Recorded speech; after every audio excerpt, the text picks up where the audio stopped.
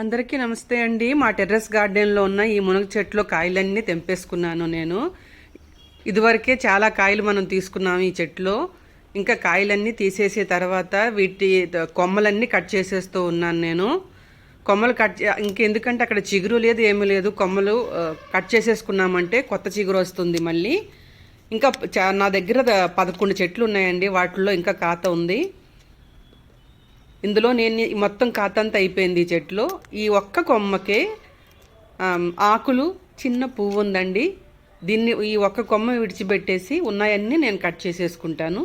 కొత్త చిగురు వస్తుంది, మళ్ళీ కొత్త కాయలు కూడా వస్తాయండి. మనం మంచిగా ఎరువులు వేస్తే మీద నూనె ఒక ఫిట్ అంతా మట్టి తీసేసేయాలి మనం. తర్వాత మళ్ళీ అందులోనే కిచెన్ వేస్టు, వర్మీ కంపోస్టు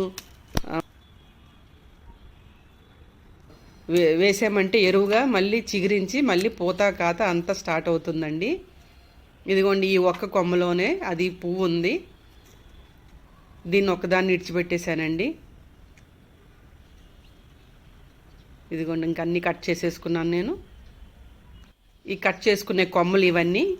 ఇదిగోండి, చిన్న గ్రో బ్యాగ్ కదండి, దానిలో మనం కొమ్మలు కట్ చేసేసుకుంటే కొత్త చిగురు వస్తుంది మళ్ళీ.